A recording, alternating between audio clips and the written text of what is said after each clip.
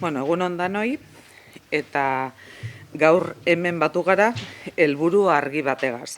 Gure gazteei etorkizun akademiko eta profesionala eraikitzeko tresnak eta aukerak urreratzeko. Horren adierazle da, apiriaren 16an egingo dan lehen prestakuntza eta enplegu azoka. Lehenengo eta behin, nire eskerrik beroenak emon gura deutzuedaz, ekimen hau posible egin dozuen guztioi. Batez be bari, baina hala nola, hezkuntza zentroei parte hartzen daben enpresei eta antolaketan lanean ibili diran guztiei. Aitzol bat izeri mongotzetitza gero, eta bera da beste adirazletako bat. Badakigu gazteak momentu erabakigarrian zagoziela eta ikasketak laster amaituko dozuez edo hurrengo pausoa zein izango dan erabaki behar dozue. Eta bide horretan, informazioa, erreferenteak eta aukerak eukitea funtsezkoa da. Horregaitik antolatu dugu azoka hau. Azokan zehar, unibertsitateen eta lanbide heziketako zentroen eskaintza ezagutzeko aukera eukiko dozue, orientazio pertsonalizatua jasoz. Era berean, enpresekin zuzenean berba egiteko aukera eukiko dozue, gaur egungo lan merkatuan zer bilatzen dan gertutik ezagutzeko.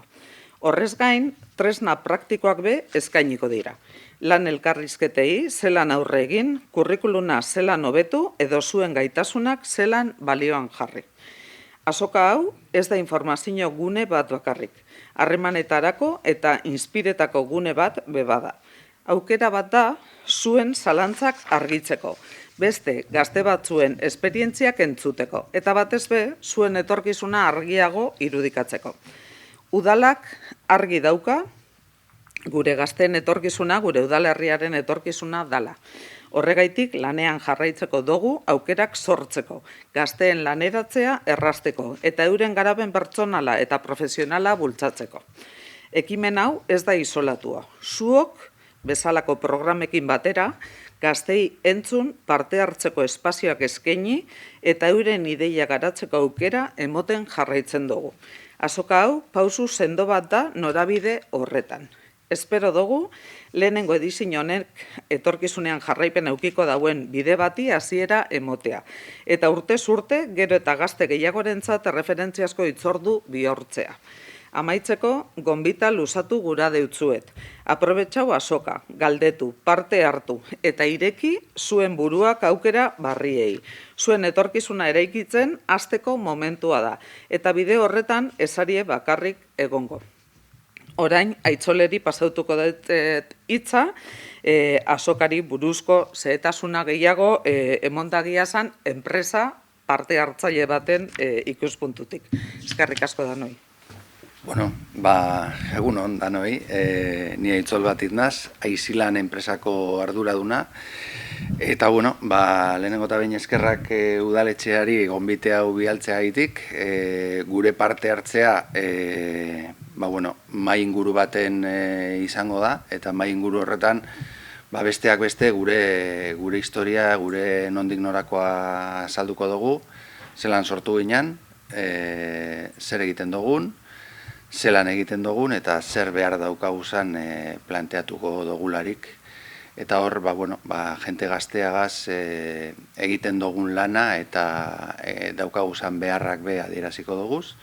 Eta horregaz, ia gure are garautxoa ipintzeko kapaz garen.